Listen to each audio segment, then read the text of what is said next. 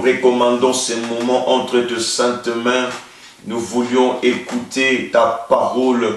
Nous voulions partager tes ainsi. Nous voulions partager ta parole. Ô Dieu de gloire, toi qui règnes et qui domines sur toutes choses. Ô Dieu de gloire, la Bible déclare, personne ne peut interpréter la prophétie de ce livre s'il n'est pas poussé par le Saint-Esprit. C'est poussé par le Saint-Esprit que les hommes ont parlé de ta part, raison pour laquelle je recommande ce moment entre tes mains, Père. Merci pour ce privilège. Merci pour m'avoir choisi, pour que je communique ta parole à ton peuple, pour que je leur enseigne tes enseignements. Merci mon Dieu, mon roi. Cher Saint-Esprit, prends la Bible et prêchons la parole au nom de Jésus. Prêchons la parole pour la gloire de notre Yahweh. Ce moment, nous recommandons, alléluia, tout le peuple qui va nous suivre à ce moment. Entre tes mains, Père, dispose le cœur. Permets que, Seigneur, cette parole puisse prendre place dans leur cœur et dans leurs esprits. Que cette parole puisse se matérialiser dans leur vie. Dans le nom puissant de Jésus. Je ramène toutes les pensées captives à l'obéissance de la parole de Christ au nom de Jésus. Je renverse toute forme de raisonnement qui peuvent s'élever pour s'opposer contre la connaissance de Dieu. Seigneur grand Dieu, merci pour ta puissance, merci pour ta gloire, dans le nom glorieux de Jésus-Christ. Alléluia. Merci Seigneur notre Jésus-Christ. Notre Seigneur, notre Dieu soit béni. Shalom, shalom, mes bien-aimés dans le Seigneur. Je vous salue tous par l'amour de notre Dieu, par l'amour du Père. Merci, nous sommes arrivés en ce moment aussi précieux pour nous. La Bible déclare, l'homme ne vivra pas avec du pain seulement, mais avec toute puissance, avec toute parole puissante qui peuvent nous permettre de vivre dans la gloire de Dieu et que nous permettre d'accéder dans sa gloire. Alléluia, bien-aimés dans le Seigneur. Je voulais un peu vérifier en ce moment ce que je vais vous dire, l'enregistrement, parce que je suis en train d'enregistrer quelque chose, le message, pour que cela puisse être aussi publié sur ma chaîne YouTube. Je vais confirmer l'enregistrement si elle est bien commencé pour voir si ça marche bien. Merci, que Dieu soit loué. Que Dieu soit loué, merci. Donc je pense que tout est bien là-bas. Que Dieu soit loué, excusez-moi. Donc je suis en train d'enregistrer les messages. Tellement Dieu m'a inspiré un message riche. Je n'ai pas voulu que ces messages passent comme ça pour que nous puissions aussi profiter à nos bien-aimés qui vont regarder ces messages à travers ma chaîne YouTube. Si vous tapez Apôtre Ndoche Zorobabel, vous trouverez tout ce message-là que nous sommes en train de parler. Parce que les gens ont réclamé pour dire que papa, voilà, on n'arrive pas à se connecter sur Facebook. Donc si vous pouvez aussi déposer ou publier des messages sur la page, sur votre chaîne, ça sera une bonne chose. Voilà, c'est pourquoi nous sommes là pour ça. Bien aimé, aujourd'hui, nous sommes dimanche le 12 avril 2020. Le monde entier et les croyants, les chrétiens, sont en train de fêter ce qu'on appelle une fête commémorative de la Pâque, alors que nous savons que bien que ce calendrier qui n'est pas du tout vraiment le calendrier exact que nous devons fêter aujourd'hui le 12, normalement la fête devait être peut-être le 14 de ce mois que nous sommes. Mais bon, qu'est-ce qu'on peut dire? On dirait qu'aujourd'hui, nous sommes là pour que nous puissions célébrer la grandeur de Dieu. Alors, une seule chose que nous voulions dire, c'est que nous voulions comprendre que Dieu est le Tout-Puissant. Dieu est le Seigneur des Seigneurs. La Pâque, c'est quoi en fait? La Pâque, c'est un symbole commémoratif. Je ne comprends pas, j'entends trop de bruit. Je ne sais pas qu'est-ce qui se passe, les bruits.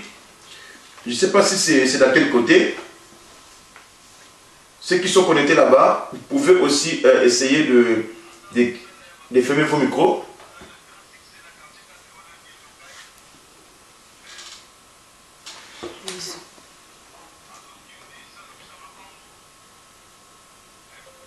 Oui, c'était l'écouteur qui...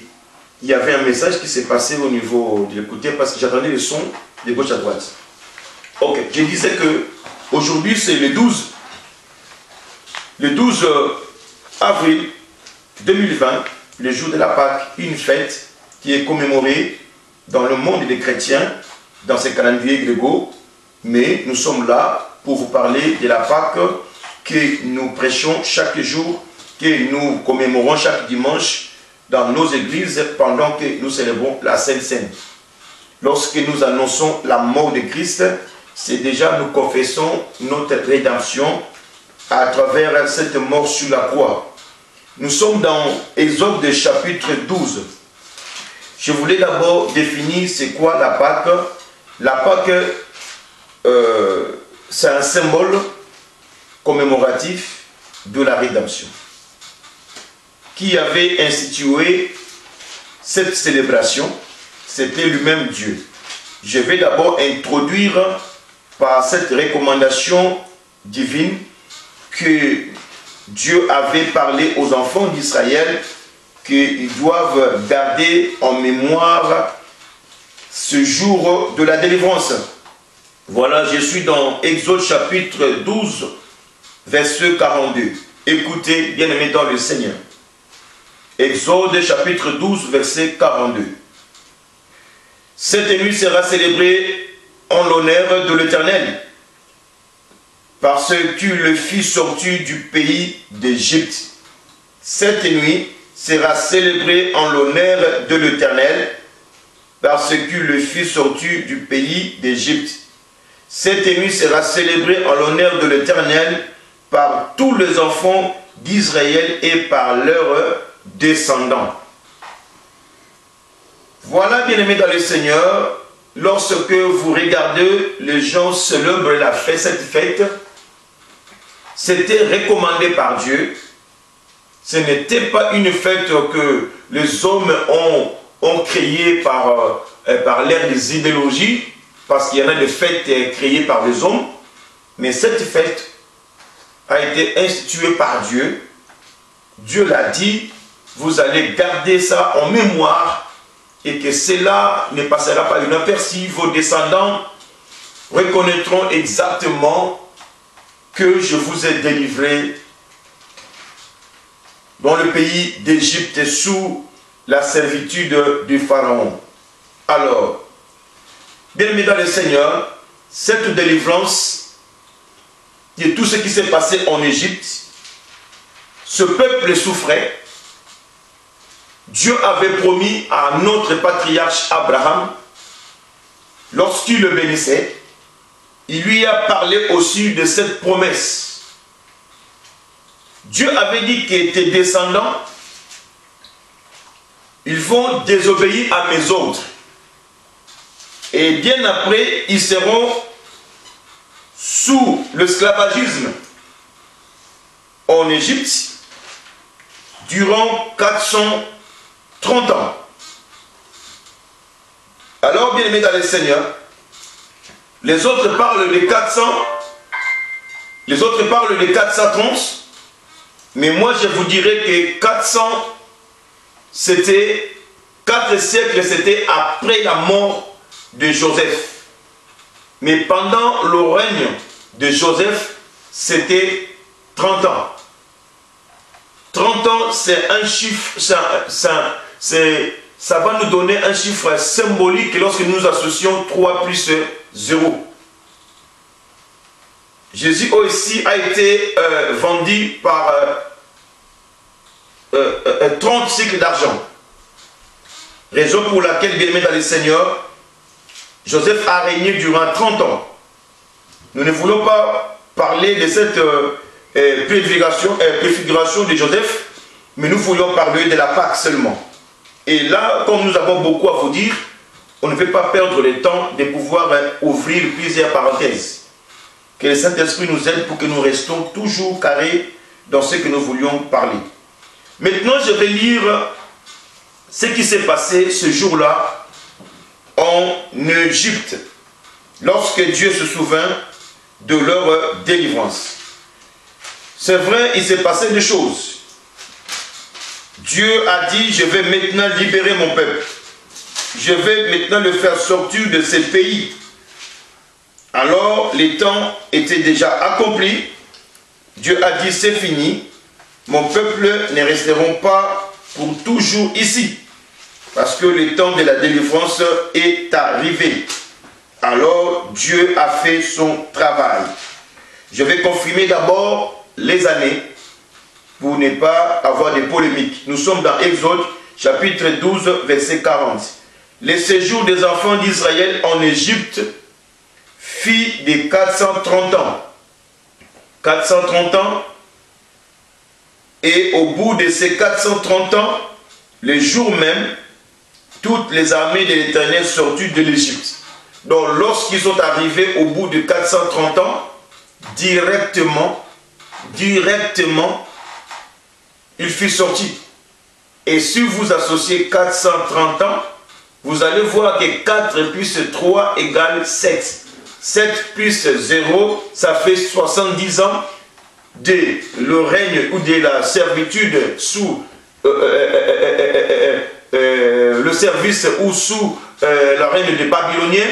Vous allez voir que 7 plus 0, ça fait 7, le chiffre de la perfection. Donc Dieu fait toujours des choses dans la perfection. Bien-aimés dans le Seigneur. Alors, qu'est-ce qui s'est passé en ces jours-là? Je suis dans Exode chapitre 12, ça c'est notre texte de base. Verset 1 jusqu'au verset 6. L'Éternel dit à Moïse, dans le pays d'Égypte, ce mois-ci sera pour vous le premier de mois. Il sera pour vous le premier de mois de l'année. Donc, lorsque nous fêtons la Pâque, dans le sens spirituel, c'est comme si c'est le premier mois de l'année spirituelle. Alors qu'aujourd'hui, nous sommes au 4e mois de l'année civile. Mais lorsque Dieu les avait visités en Égypte, ils étaient dans le 7e mois de l'année civile, au temps de Pharaon. Mais Dieu les avait dit, pour vous, cette année ou ce mois, ça sera pour vous le premier mois de l'année.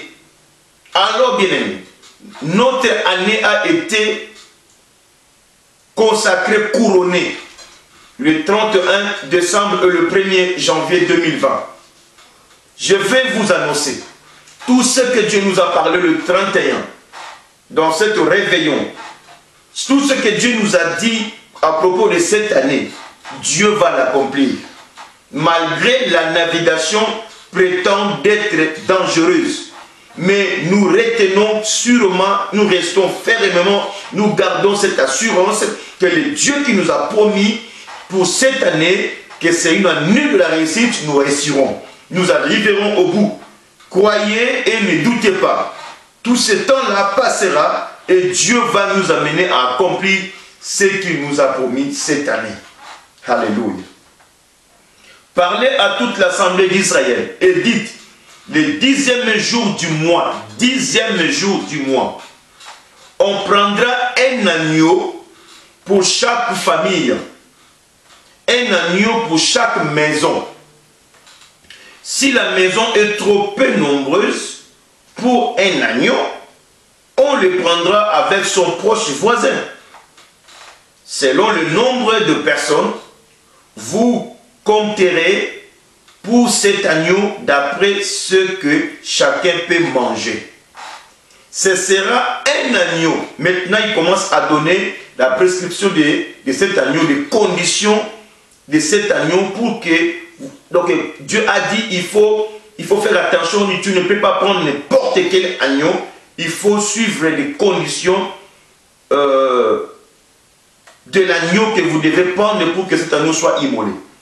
Verset 5. ça sera un agneau sans défaut. Virgule, ça sera un agneau mâle. Je dis pas féminin, mais mâle. Ça sera un agneau d'un an, âgé d'un an. Donc, ça veut dire quoi? Vous pourrez prendre un agneau ou un chevau. Un chevau dans ce cas. Alors, il marque un point final. Vous les garderez jusqu'au 14e jour de ce mois. Et toute l'assemblée d'Israël l'immolera entre les deux soirs du 14e jour. L'agneau sera choisi le 10e jour. Et il sera observé 4 jours pour confirmer réellement si c'est un agneau sans défaut, parce qu'on ne pouvait pas offrir à Dieu un agneau qui se retrouve dans un état de l'infirmité. Bien-aimés dans le Seigneur, il fallait que l'agneau soit bien observé pour la confirmation de son état. Que réellement c'est un agneau sans défaut, sans tache. Deuxième chose, il fallait que cet agneau soit bien observé pour certifier vraiment que c'est un agneau mâle et c'est un agneau qui est bel et bien âgé d'un an. Tout ça, c'était juste une préfiguration prophétique qui annonçait le véritable agneau qui est notre Jésus-Christ.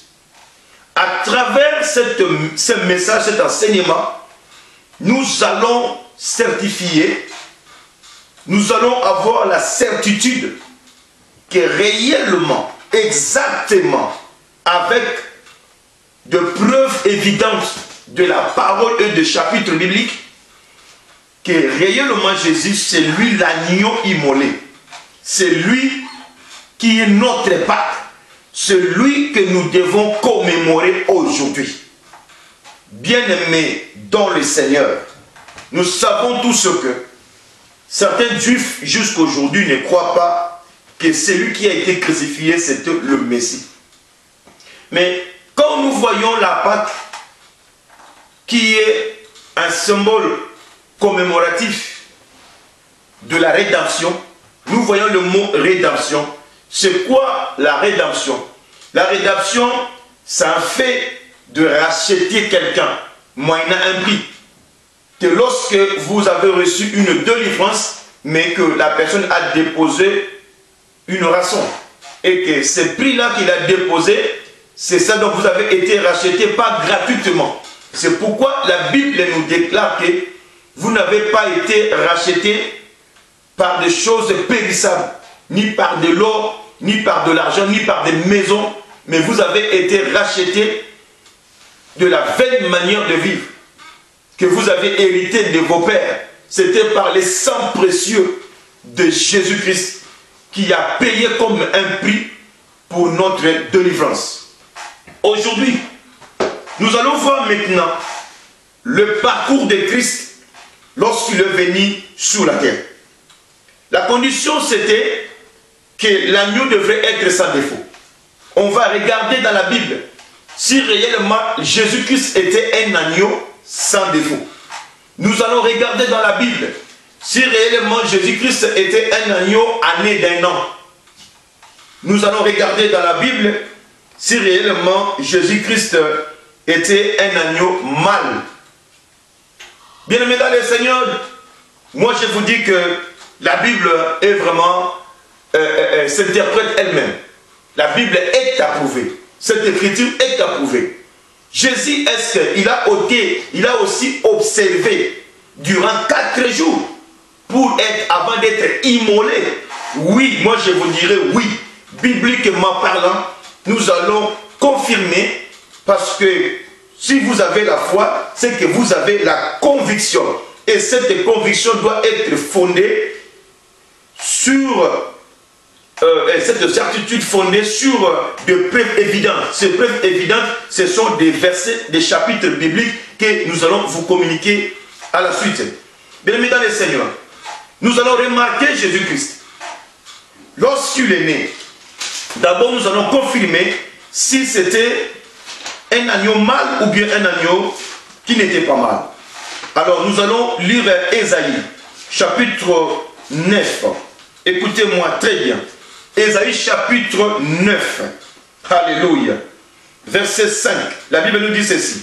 Car un enfant nous est né, un fils nous est donné.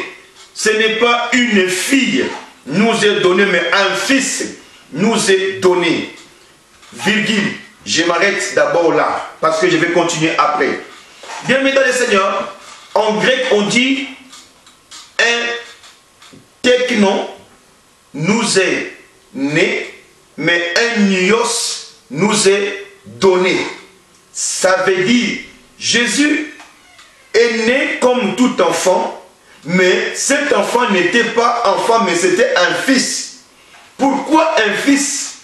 Dans la loi, un enfant n'a pas droit à l'héritage. Pour avoir droit à l'héritage, il faut devenir un fils.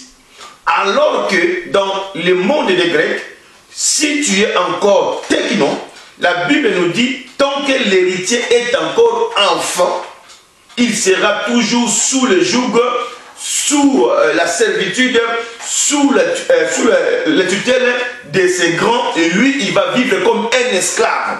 Alors Jésus ne devrait pas venir avec cette étiquette d'un esclave pour être sous le joug, sous tutelle de quelqu'un. C'est pourquoi il devait devenir comme un fils, il devait nous apparaître comme un fils, celui déjà qui avait droit à l'héritage. Or, on dit que celui qui est ios, il aura droit à iothèse. Iothèse, c'est l'héritage. Alors, nous savons tous ce qu'il fit un fils, mais pas une fille. Deuxième chose, Jésus était sans défaut. Est-ce que Jésus était âgé d'un an? Vous allez comprendre que dans le temple de Jésus-Christ, il se leva. Il se leva devant tout le monde pour dire que l'Esprit du Seigneur est sur moi. Parce que l'Éternel, le Seigneur m'a oint pour annoncer la bonne nouvelle aux pauvres. Alléluia. Pour guérir le cœur brisé. Pour délivrer les captifs. Pour rendre libres les opprimés. Pour recouvrir les yeux des aveugles. Pour proclamer une année de grâce. Une année de grâce avec le Seigneur. Jésus voulait juste nous dire son temps, la période de son règne ici sur la terre, le temps christique, le christianisme durera qu'une année seulement. Après, ça sera un autre temps qui sera inauguré. Vous allez comprendre. Cette année, c'est une période de grâce qui est en train d'arriver à la fin. Comment je vais vous expliquer? Un jour, les pharisiens voulaient que Jésus puisse leur montrer un signe venant du ciel. Et Jésus leur dit, vous êtes une génération de méchants, mais vous demandez un miracle. Mais moi je vous dis, il ne vous sera jamais donné un miracle si ce n'est le miracle du prophète, si ce n'est un miracle de Jonas.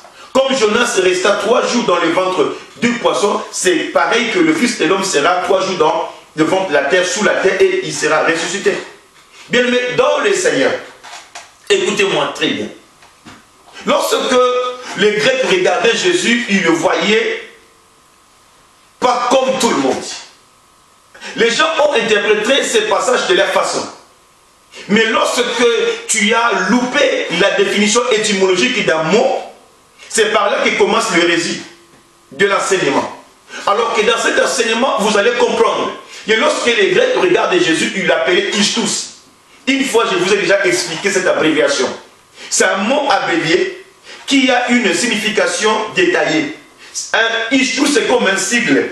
Un sigle qui se détaille ou qui se définit. Jesus, Christos, Théon ou Théos Ios Soter. Ça veut dire Jésus-Christ,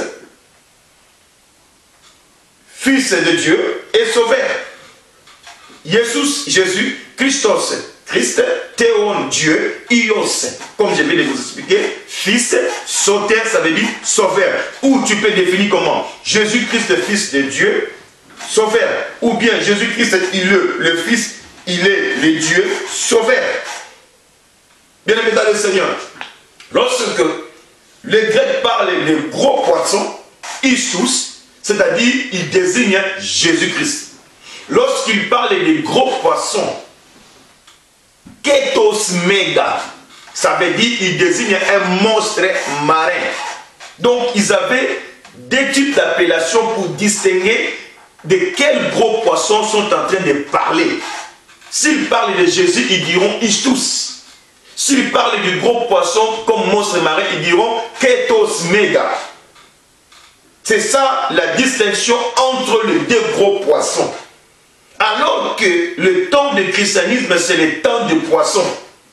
On ne dit jamais, si vous allez comprendre d'autres termes dans le monde, on ne dit jamais le poisson de mai, on ne dit jamais le poisson de juin, on dit toujours le poisson d'avril. Nous fêtons la Pâque au mois d'avril. Jésus a gagné le pécheur. Il a dit au Pierre, je vous ferai pécheur d'hommes. Alors par là, nous comprenons que les signes spirituels, les signes de maître divin comme Jésus sur la terre, c'était le poisson. Alors que le temps des poissons est en train de courir vers la fin. Pour inaugurer le temps de Verseau.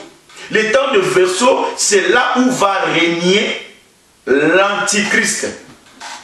Alors comment je vous dis que c'est une année? Entre le temps de poisson et le temps de Verseau, c'est une année dans l'espace. C'est une année, ce n'est pas une année dans le temps solaire que nous sommes aujourd'hui. Ce n'est pas une année de notre calendrier. Ce n'est pas une année de notre calendrier du temps lunaire ou du temps solaire. Mais c'est une année du temps cosmogonique qui peuvent être égales à plus de 2040 ans. Lorsque moi j'entends les Américains disent que jusqu'en 2036, le monde entier seront identifiés par quel moyen? Par la marque de la bête.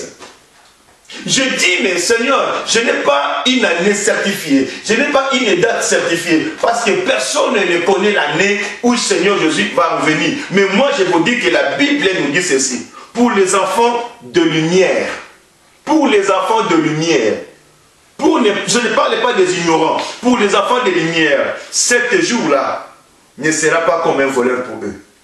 Parce qu'ils sont en train de comprendre les temps. Ils sont en train de voir les signes que Jésus-Christ avait déjà parlé. Jésus ne nous a pas dit quelle date, quelle année, mais il nous a montré les signes qui montrent qu'il est déjà à la porte. Donc entre temps de poisson et temps de Verseau, il n'y a qu'une année de règne, une année du temps du christianisme, une année de grâce. Après la grâce, ça sera le disgrâce. Aujourd'hui, tu peux demander pardon, Dieu te pardonnera, parce que c'est le temps de la grâce. Voilà la raison pour laquelle Jésus lui a programmé, comme s'il voulait dire que vous devez savoir, à partir de ce jour, depuis que je suis né, jusqu'à ce que ce temps va finir, vous n'avez qu'une année du temps de la grâce. Cette année, c'est l'année cosmogonique. Cette année-là qui équivaut 2040 ans de notre temps d'aujourd'hui. Les choses que je suis en train de vous dire, c'est très profond. Je ne vous parle pas de la cosmologie, mais c'est de la cosmogonie, liée à la création de ce monde. Le temps solaire, le temps lunaire dans la Bible a commencé le 4e jour de la création. Mais dès le 1er jour, Dieu déjà créa la lumière. C'était quelle lumière? Alors bien aimé dans le Seigneur, là c'était juste une confirmation. Je frôlais un peu pour vous certifier que notre agneau Jésus était l'agneau âgé d'1 an. Il fit un agneau mâle, oui c'est certifié. Ce n'était pas une fille, mais c'était un garçon, un fils. Alors que nous allons maintenant voir dans la Bible si réellement Jésus était un agneau sans défaut et il a été aussi observé durant 4 jours selon la loi que Dieu avait prescrite. Nous allons commencer maintenant. Premier jour d'observation de Jésus-Christ. Oh bien-aimé dans le Seigneur. Alléluia. Je commence à sentir la chair des poules parce que les choses commencent. Les belles choses commencent, bien aimé dans le Seigneur. C'est ça le temps que je voulais vraiment atteindre. Nous sommes dans le livre des Jean. Lisons la Bible dans le livre des Jean. Alléluia. Première observation, Jean chapitre 18, verset 12. En commençant par le verset 12. Jésus a été observé le premier jour. Cet agneau-là, il devrait être immolé avant d'être immolé sur la croix, sur l'autel des holocaustes. Cet agneau-là devrait être observé par 4 étapes. Ces 4 étapes dimensionnelles, c'est pour récupérer quelque chose de chaque étape, bien aimé dans le Seigneur. C'est pour la certification, c'est pour être observé et confirmé. C'est lui le véritable agneau immolé qui doit être immolé là. Alléluia, alléluia, bien aimé. Je suis dans Jean chapitre 18, verset 12. Écoutez-moi très bien. La cohorte des tribuns et les huissiers de Dieu se saisirent alors de Jésus. Se saisirent alors de Jésus et le lièrent. Ils le menèrent d'abord chez Anne, car il était le beau-père de Caïphe, qui était souverain sacrificateur cette année-là. D'abord, Jésus a été transporté a été emmené chez Anne, qui fit le beau-père de Caïphe. Qui était Caïphe? Caïphe, c'était le souverain sacrificateur de ce temps-là. Pendant que Jésus était crucifié, c'est Caïphe qui régnait comme souverain sacrificateur. Mais la première personne qui avait reçu Jésus, c'était Anne. Pourquoi Anne? Qui était Anne? Quel rôle Anne jouait dans ce conseil? Quel rôle Anne jouait auprès de Caïphe? Anne jouait un rôle d'un conseiller. Un conseiller sacerdotal. Nous allons aussi voir le cas de Moïse. Il avait aussi un conseiller comme Jéthro. Jéthro, il fit aussi son beau-père.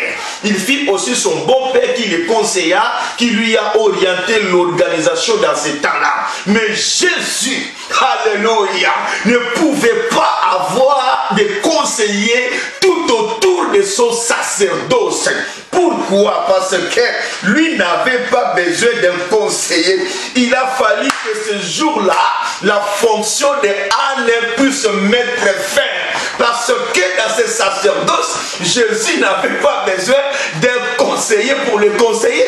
Pourquoi alors, bien aimé dans le Seigneur? C'était la première observation pour mettre fin, pour dire que Anne, à partir d'aujourd'hui, votre règne c'est fini. Parce que moi, je vais prendre une place à bientôt, tout à l'heure. Alors dans ce sacerdoce, dans ce que je vais faire, je n'ai pas besoin de ce groupe de conseillers tout près de moi. Alléluia. Lorsque moi je vous dis une parole prophétique de la part de ses fils, de la part de cet agneau, comme je vous ai dit que j'ai arrêté par la première partie du chapitre 9, Ésaïe, chapitre 9, verset 5. Écoutez, un enfant nous est né, un fils nous est donné, et la domination reposera sur son épaule. Cet enfant, lorsqu'il est né, ce fils, lorsqu'il nous est donné, il est déjà venu pour dominer. Alléluia. On l'appellera admirable, conseiller, Dieu puissant. Alléluia, Père éternel, prince de la paix. Anne a joué rôle comme conseiller. Mais Jésus n'a pas besoin de conseils. Lorsqu'il créa le ciel et la terre, n'avait pas besoin de conseiller. Lorsqu'il a besoin de bénir ta vie, Jésus n'a pas besoin de conseiller. Lorsqu'il a besoin d'être levé, Jésus n'a pas besoin de conseiller. Il voulait maintenant mettre fin au règne de Anne dans le sacerdoce. Parce parce que ce n'est plus le même sacerdoce. Un autre sacerdoce va être inauguré à bientôt. Alléluia, bien-aimé dans le Seigneur. C'est par là, la première mission a été déjà accomplie. Jésus a récupéré le pouvoir des conseils. Il a dit que voilà, maintenant c'est mon tour, parce que je suis venu pour dominer. Toi, c'est fini ton travail. Il passe deuxième observation comme qui égale au deuxième jour. Jésus passa chez qui? Deuxième observation, Jésus passa chez Caïphe maintenant. Alors, on va lire la parole de Dieu. Jésus devant Caïphe, qu'est-ce qui s'est passé? Je vais lire la parole de Dieu. Je vais lire ça dans le livre de Matthieu, chapitre 26. Je suis dans Matthieu, chapitre 26. Nous venons de comprendre que la première mission était déjà finie. Anne n'est plus conseillée dans notre sacerdoce. Alléluia. Écoutez-moi très bien. Matthieu, chapitre 26. Nous allons commencer à partir du verset 57. Écoutez-moi. Ceux qui avaient été saisis Jésus le menèrent chez le souverain Caïphe.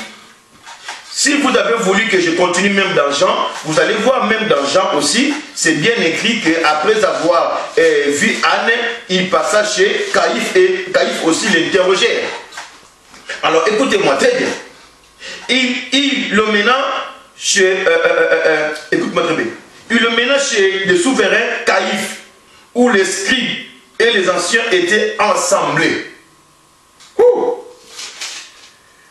Pierre suivit, je vais sauter, Pierre suivit jusque là pour savoir qu'est-ce qui s'est passé. Pierre suivit de loin jusqu'à la cour du souverain sacrificateur. Il entra et saisit avec le serviteur. Je saute pour gagner le temps. Vous allez lire après dans votre maison. Alors Jésus garda le silence. Et le souverain sacrificateur Caïphe, c'est lui qui régna ce jour-là. Alléluia. Jésus garda le silence. La Bible nous dit parce qu'il était un agneau. Il était tout près d'être transporté. Alléluia, pour être égorgé. Un agneau ne pleure pas. Un agneau ne réclame rien. Il était muet, sans rien dire. Faites comme vous voulez. Je vais mourir pour ce peuple. Alléluia. Gloire au Seigneur Jésus-Christ. Et prenant la parole et lui dit, je t'adjure par le Dieu vivant de nous dire si tu es le Fils, si tu es le Christ, le Fils de Dieu. Jésus lui répondit, tu l'as dit, tu l'as dit. De plus, je vous déclare, vous verrez désormais le Fils de l'homme assis à la droite de la puissance de Dieu et venant sur les nuées du ciel.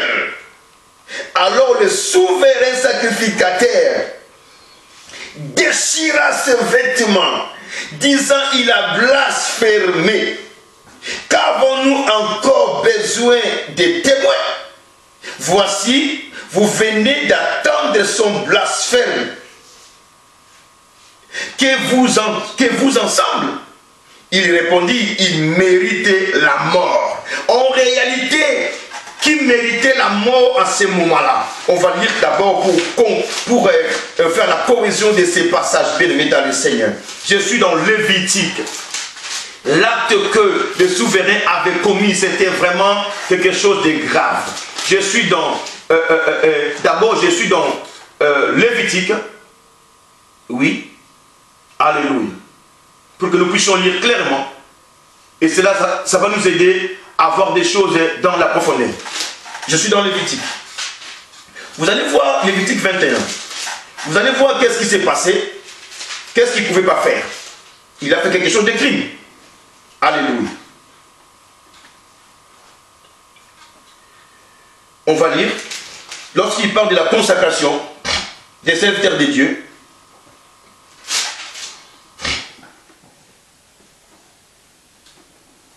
Règlement concernant les sacrificateurs. Alléluia.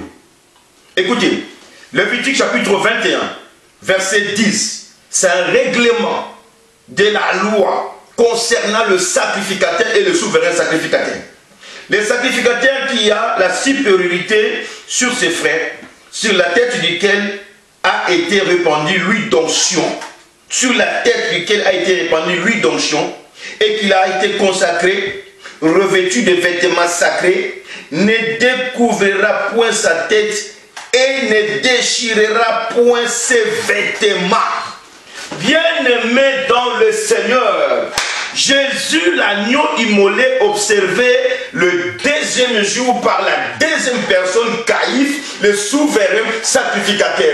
La mission chez Caïphe, c'était pour mettre fin dans le règne de Caïphe, pour dire que maintenant c'est le temps du souverain sacrificateur original qui va remplacer dans votre place.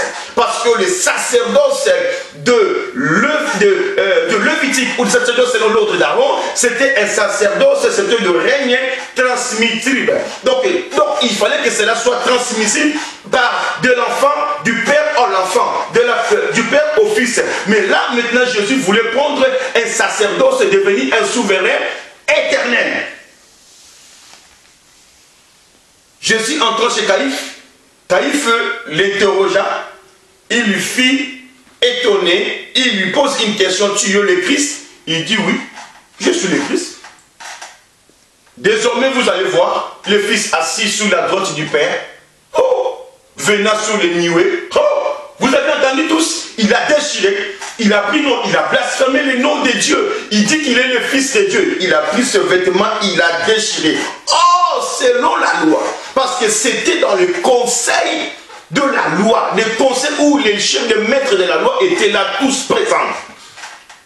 Spirituellement parlant, selon la loi mosaïque, à partir de cette terre-là, à partir de la seconde qui est suivie après d'avoir déchiré ses vêtements, Caïphe était automatiquement destitué de son poste parce qu'il a commis l'acte interdit dans la prêtrise selon l'ordre d'Aaron, selon la loi.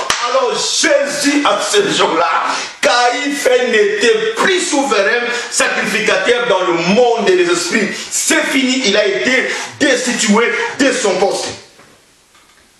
Bien-aimé dans le Seigneur, un sacerdoce qui n'était pas permanent. Écoutez ce que la Bible nous dit dans Hébreux chapitre 5, versets 5 à 6. Qu'est-ce que la Bible nous recommande? Jésus n'était pas un souverain provisoire, un souverain qui va peut-être être changé dans les jours à venir. Non, c'était un souverain éternel. Écoutez-moi, Hébreux 5, versets 5 à 6.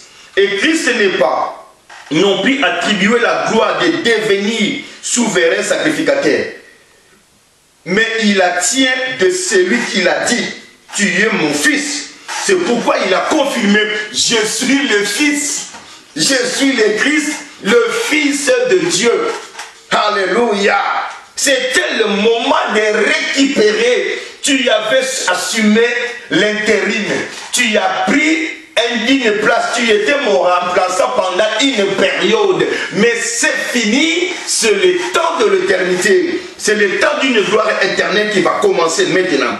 Je t'ai engendré aujourd'hui, comme il dit encore ailleurs, tu es sacrificateur pour toujours, selon l'ordre de Melchisedec. Oh, bien-aimé dans le Seigneur, selon l'ordre de Melchisedec, Jésus fit un souverain sacrificateur selon l'ordre de Melchisedec. Chapitre 6, verset 20, Hébreux. Chapitre 6, verset 20. Qu'est-ce que la Bible nous dit? Là où Jésus est entré pour nous comme précurseur, ayant été fait souverain sacrificateur pour toujours selon l'ordre de Melchisedec. Oh bien-aimé dans le Seigneur, bien-aimé dans le Seigneur, Jésus a récupéré son poste. Jésus a récupéré son poste parce que Caïphe ne jouait qu'un temps, une période, l'image de la réalité. Véritable Pâques, c'est notre Jésus. C'est notre Jésus. Et c'est par là Caïphe était destitué parce que le maître de la loi était juste à côté pour juger Jésus. Si vraiment il doit être correct, on lui dira, monsieur Calife, c'est fini pour toi, parce que la loi interdit l'acte que tu viens de commettre. Parce que le vêtement sacerdotaux représentait comme signe de parure et de leur dignité. Lorsque un soldat, un chef, il est destitué de ses grades, de son poste, la première chose, et vous verrez qu'il sera enlevé les galons. Il n'aura plus ces choses, ils vont l'enlever tout, c'est-à-dire il est dépouillé. Alors lui-même, Caïphe, comme s'il a dit, maintenant mon ère est fini, maintenant le sacerdoce d'Aaron est fini, maintenant le sacerdoce selon l'ordre d'Aaron est fini, maintenant tu dois prendre la place. Le véritable souverain sacrificateur va commencer son travail maintenant. La deuxième mission reçue. Troisième mission. C'était pourquoi Jésus est parti chez Pilate. Nous allons continuer la lecture. Matthieu chapitre 26. Toujours à partir du verset... nous allons lire chapitre 27, pardon. Matthieu 27. L'étape des 26 passée. Maintenant nous descendons Matthieu chapitre 27. Troisième observation et troisième jour d'observation et troisième étape dimensionnelle de Jésus-Christ. Alléluia. Nous allons lire Matthieu chapitre 27 en commençant par le verset 15 à 19. Écoutez ce que la Bible déclare. À chaque fête, le gouverneur avait coutume de relâcher un prisonnier. C'est lui qui demandait la foule. Ils avaient alors un prisonnier famé nommé Barabbas. Comme il était ensemble, Pilate leur dit, lequel voulez-vous que je relâche, Barabbas ou Jésus, qu'on appelle Christ? Car ils savaient que c'était par envie qu'ils avaient livré Jésus. Pendant qu'il siégeait au tribunal, sa femme lui dit qu'il n'y a rien entre toi et c'est juste. Qu'il n'y a rien entre toi et c'est juste. Car aujourd'hui, j'ai beaucoup souffert en songe à cause de lui. Je vais lire encore un autre passage bien aimé dans le Seigneur. Je suis dans Luc chapitre 23. Luc 23, 1 à 5.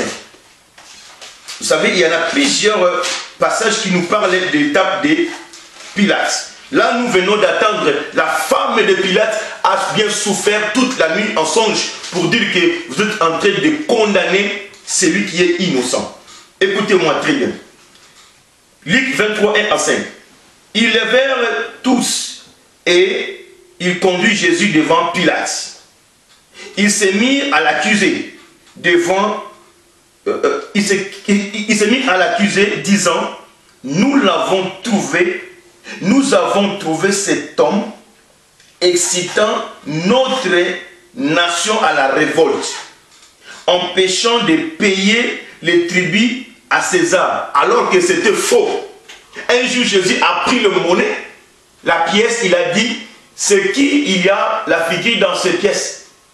Ils ont répondu, de César. Jésus a dit, à Dieu ce qui est à Dieu, à César ce qui est à César. C'était une accusation fausse. Écoutez très bien. Ils ont fondé des accusations.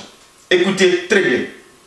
Et en disant lui-même Christ, roi, Pilate interrogea en ces termes, es-tu le roi des Juifs?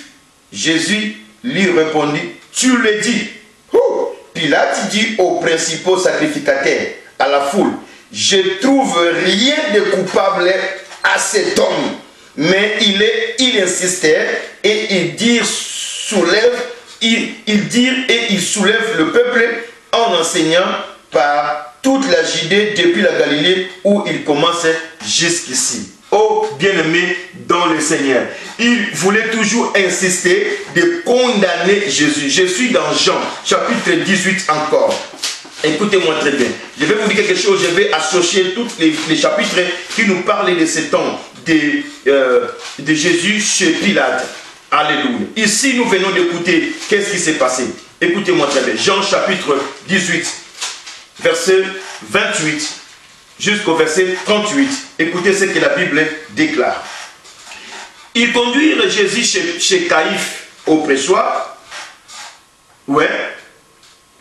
Oui, chez Caïphe, chez pressoir. C'était le matin. Ils n'entraient point eux-mêmes. Ils conduisent Jésus de chez Caïphe. Écoutez-moi très bien. Ils conduisent Jésus de chez Caïphe. Donc, Bimi pas ya Caïphe. Au prétoire. C'était le matin. Et ils n'entrèrent point eux-mêmes dans le prétoire afin de ne pas s'essuyer et de prévoir manger la Pâque. Ils voulaient manger déjà la Pâque à l'aube. Pilate sortit pour aller vers eux et il dit: quelle accusation portez-vous contre cet homme? Il lui répondit: si ce n'était pas un malfaiteur, nous ne t'aurions pas livré. Sur quoi Pilate leur dit: prenez-les vous-même et jugez-les selon votre loi. Les Juifs lui dirent: il ne nous est pas permis de mettre quelqu'un à mort. C'était afin de s'accomplir la parole que Jésus avait dite lorsqu'il indiqua de quelle mort il devait mourir. Pilate rentra dans le prétoire avec Jésus maintenant. Elle lui dit: es-tu le roi des Juifs? Jésus répondit: et c'est toi-même que tu dis cela. Ou d'autres l'ont dit, et où d'autres te l'ont dit de moi? Pilate répondit: moi, je suis juif. Je ne suis pas juif. Ta nation et les principaux sacrificateurs qui t'ont livré à moi, parce que moi je suis un gouverneur romain. Qu'as-tu fait au Salini? Jésus répondit: comme il était roi, il a dit: mon royaume n'est pas de ce monde. Alléluia. Répondit Jésus: si mon royaume était de ce monde, mes serviteurs auraient combattu pour moi, afin que je ne sois pas livré aux Juifs. Mais maintenant, mon royaume n'est point d'ici-bas. Pilate lui dit: tu es donc roi? Jésus répondit: tu le dis, je suis roi. Alléluia. Jésus a confirmé qu'il est le roi. Écoutez-moi très bien. Je suis né et je suis venu dans le monde pour rendre témoignage à la vérité. Quiconque est de la vérité, écoutez ma voix. Pilate lui dit: qu'est-ce que la vérité? Après avoir dit cela, il sortit de nouveau pour aller chez les Juifs et il lui dit: je ne trouve aucun crime en lui. Chaque fois Jésus, il est parti chez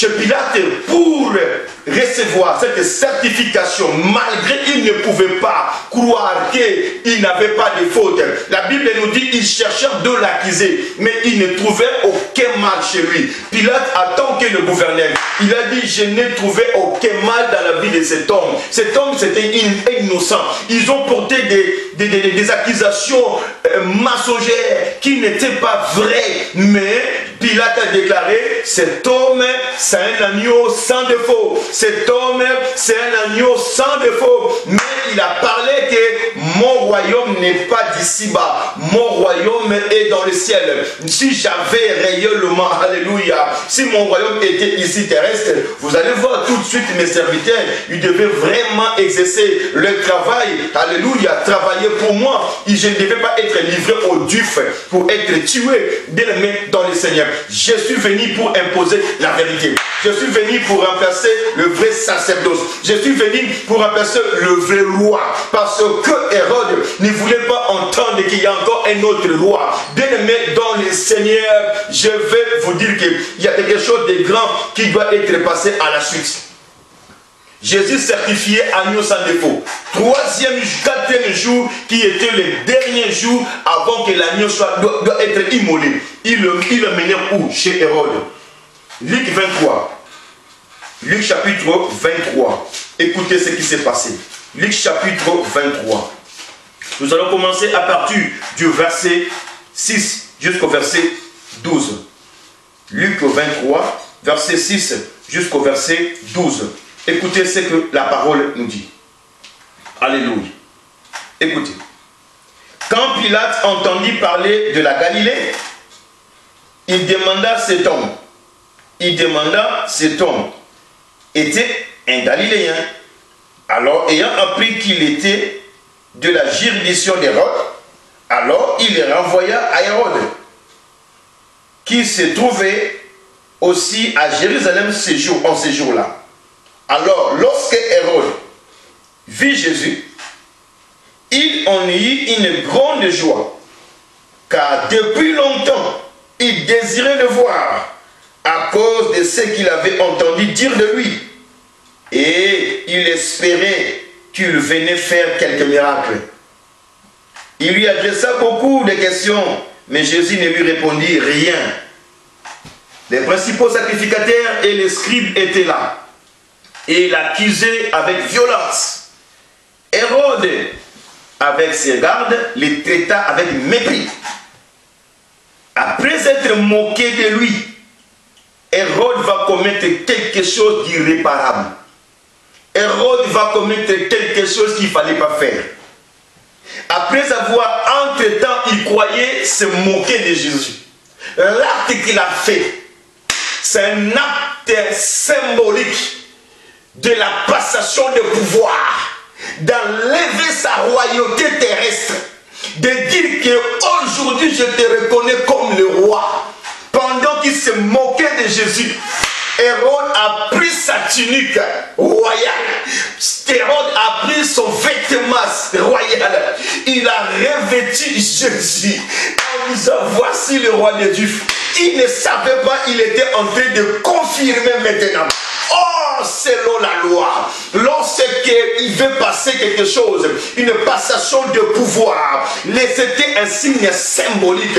Souvenez-vous de ce qui s'est passé dans les temps anciens, lorsque Élie devait choisir Élisée à son service et lui laisser le manteau. La Bible nous dit, Élie alla trouver Élisée, était en train de paître ce troupeau. Du coup, qu'est-ce qui s'est fait? Comme Dieu avait dit, tu dois prier pour Élisée, parce que c'est lui qui va te remplacer. Alors, pour les signes de passation de pouvoir, Élie a pris son vêtement, Élie a pris son manteau, il avait jeté sur Élisée. Ça veut dire que désormais, c'est toi qui vas prendre ma place. C'est toi qui vas me remplacer en tant que prophète. Et nous avons vu l'acte qui a été commis au commencement. C'était le même acte qui a été commis à la fin.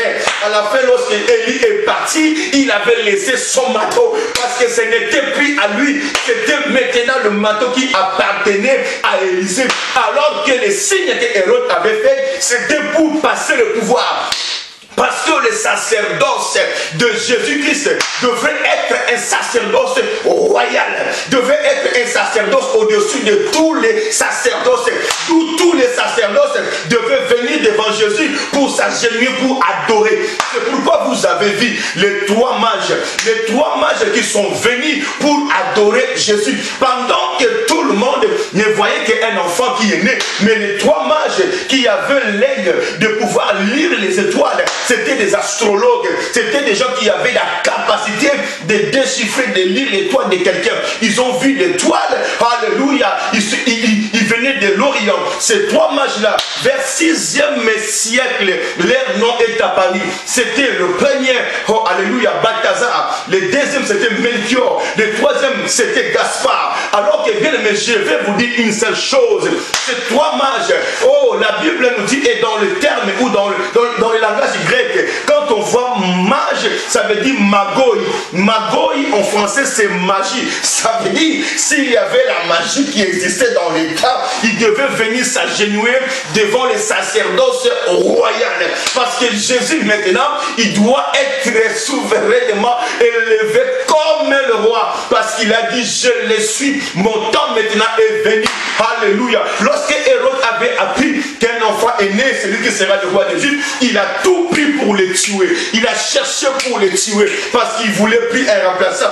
Mais il ne devait pas l'empêcher. Ces jours-là, c'était dans la simplicité. C'est pourquoi, bien aimé, il ne faut pas lutter. Lorsque Dieu a préparé quelque chose pour toi, il ne faut pas lutter. Ne cherchez pas à lutter pour lutter, à prendre une poste. Laissez le temps dans le temps. Dieu fera son chose dans le calme et dans la tranquillité. Bien, mais ces jours-là, Hérode a fait quelque chose d'irréparable. Je pense qu'après cette action, lorsqu'on lui a dit que Hérode l'ordre, ce que tu viens de faire, c'est un geste de passation de pouvoir. C'est fini, tu n'es plus roi. Ce n'est pas un verbe. Sur la croix, ils ont écrit, voici le roi des Juifs. Ils n'ont pas écrit que celui-ci, il a dit qu'il est roi. Les soldats ont venu pour dire, tu as mal écrit. Pourquoi tu as écrit que le roi des Juifs? Alléluia, il a répondu, il a dit, ce que j'ai écrit est déjà écrit. Je n'effacerai plus, c'est le roi des Juifs. C'est confirmé, Jésus-Christ est le roi des rois. Les signes qui ont démontré qu'il est le roi. La première personne, le premier magicien, le premier roi mage, parmi les rois mages, c'était Balthazar, qui est donné un figure de noir. Il fit un Africain. Il fit un Africain. C'était un descendant de Couche. C'était un descendant de Cham, de Cam, le fils de Noé. Troisième fils de Noé. Mais quand vous lisez dans l'internet, vous allez voir que les racistes qui n'aiment pas élever les noirs, ils ont attribué l'offrande de l'or à Gaspard. Pour dire que c'est Gaspard, l'Européen, celui qui donna l'or à Jésus. Alors il laisse les restes des offrandes à l'Afrique et puis à l'Asie. Parce qu'il y avait un Africain, un Européen et puis un Asiatique dans le temps. Cet Asiatique, c'était Melchior. Melchior qui avait la figure d'un Asiatique qui venait de l'Inde. Alors que Gaspard, c'était un Européen. Alors que ce qui s'est passé, Balthazar a donné de l'or à Jésus comme offrande. Melchior, l'Indien, a donné l'encens. C'était pour confirmer, alléluia, pour confirmer sa dignité royale. Sa dignité royale. Balthazar a donné de l'or pour qu'il symbolisait un sacerdoce royal. Que Jésus est investi d'un sacerdoce éternel, non transmissible. Non transmissible. Non transmissible, dit la Bible. Hébreux chapitre 5, versets 5 à 6. Le sacerdoce de Dieu est éternel. Le sacerdoce de Jésus est éternel. Le monde entier l'ont reconnu. Ils ont apporté de l'or. L'or reste de l'or. Ça veut dire que ce sacerdoce est éternel. Nous sommes des magiciens, mais nous voulions te dire que nous sommes venus se courber devant ta présence. Les Indiens ont apporté l'encens. Alléluia. Le Melchior ont apporté l'encens. C'était pour exprimer l'hommage à sa dignité royale, à sa supériorité. Ils ont apporté de l'encens pour l'offrir comme cadeau. Et puis les Européens, Gaspard, il a côté de la myrrhe. Myrrhe, c'était pour lui dire que bien que tu as une dignité royale, mais tu vas mourir. La matière, c'est cette substance de myrrhe. C'était utilisé pour embaumer quelqu'un. Bien aimé dans le Seigneur, pour embaumer quelqu'un. Et c'était aussi des substances qui a été utilisées lorsqu'il voulait composer des grands parfums de grand prix. Souvenez-vous de Saint-Marie dans la Bible, lorsqu'il entrait à la maison de Simon, il a porté un parfum de grand prix. Il a versé sur la tête de Jésus, il a oint Jésus. Il a dit à Simon, moi je suis entré dans ta maison, mais tu ne m'as pas oint ma tête d'huile. Mais cette femme à ma oint, il m'a déjà embaumé par l'avance.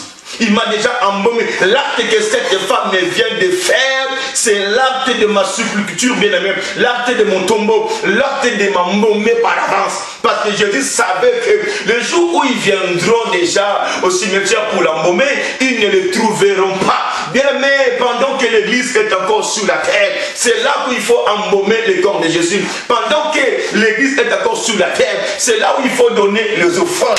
Lorsque l'église sera enlevée, le temps sera déjà fini. Il n'y aura plus le temps des offrandes. Tu peux prendre toute ta maison, tu donnes comme don pour que Jésus puisse t'avoir, puisque Jésus puisse se souvenir de tes offrandes. Mais ça sera déjà trop tard. Bien aimé dans le Seigneur. que personne ne vous trouble, que c'était une autre personne, un autre roi mage qui avait porté de l'or. C'était Balthazar, un Africain, un noir, qui a compris la supériorité, qui a compris la royauté, qui a désigné et qui a exprimé la royauté de Jésus. Je vais vous lire un passage biblique. Vous n'êtes pas n'importe qui, bien-aimé dans le Seigneur. Cet sacerdoce est irremplaçable. Je vais lire Hébreux, chapitre 7, verset 23 à 25. Hébreux, chapitre 7, verset 23 à 25. Écoutez ce que la Bible déclare. Écoutez, bien-aimé dans le Seigneur. Depuis, il y eut un sacrificateur, en grand nombre, parce que la mort les empêchait d'être permanents. La mort les empêchait d'être permanents. C'est pourquoi il y a des sacrificateurs de grand nombre. Si toi tu meurs, tu seras remplacé par l'autre. Mais Jésus, irremplaçable. Alléluia. Écoutez, mais lui, parce qu'il demeure éternellement, Jésus, parce qu'il demeure éternellement, possède un sacerdoce qui n'est pas transmissible. Qui n'est pas transmissible.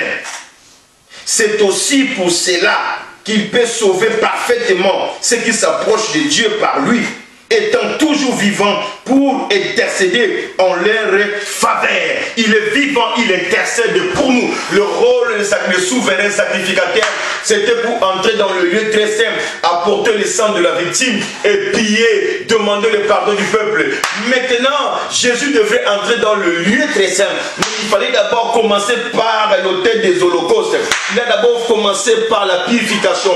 Il a fallu qu'il soit un agneau sans tache, sans saleté, sans impureté. Il a fallu qu'il soit lavé. Oui, il fit un agneau sans défaut, sans tache. Il a fallu maintenant entrer dans les lieux très saints. Mais pour entrer dans les lieux très saints, il a fallu qu'il soit d'abord immolé. Il ne devait pas remplacer son corps, son offrande à un animal, à un taureau. Lui-même devait s'offrir comme un sacrifice d'expiation. Bien-aimé dans le Seigneur. Balthazar, moi je vais parler beaucoup plus de Balthazar parce qu'il a ramené de l'or qui est symbolique de la royauté, alléluia, qui était investi, qui a dit que moi je suis venu pour te reconnaître, tu es le roi. Bien aimé, les sacerdoces que nous en avons, c'est un sacerdoce royal. La magie n'a aucun pouvoir. La magie est venue se baisser, courber devant le roi des rois. Bien aimé, n'ayez pas peur des sorciers. Ton Jésus est au-dessus de tout. Lorsque tu comprends que ton sacerdoce est royal, tu n'auras pas peur de la franc-maçonnerie. Tu n'auras pas peur des occultistes parce que ton Jésus est au-dessus de tout. Bien-aimé dans le Seigneur. Alléluia. La Bible nous dit, Balthazar, il fit un descendant de Couche. Alors que Couche, il fit un fils de Cam, ou Cham, comme vous voulez dire. Écoutez-moi très bien. Je suis dans Genèse. Genèse. Je vais lire la parole de Dieu. Genèse. Je suis dans le livre de Genèse. Nous voulons lire quelque chose de très important aussi. Écoutez-moi très bien. Genèse, chapitre 10. Genèse, chapitre 10. Alléluia. À partir du verset 6 jusqu'au verset 9. Genèse 10, 6 à 9. Écoutez ce que la Bible nous dit. Écoutez-moi. Le fils de Cam fit Couche. Deuxième, Misraïm. Troisième, Pouch et Canaan. C'était le fils de Cham ou Cam. Le fils de Couche, maintenant. Le fils de Couche, c'était Saba. Comme vous dit la reine de Saba. Avila. Sabta, Remna et Sabteka. Le fils de Remna, Septa, Dedan. Couche, 8. Verset 8. Couche engendra aussi Nimrod. Couche engendra Nimrod. C'est lui qui commença à être puissant sur la terre.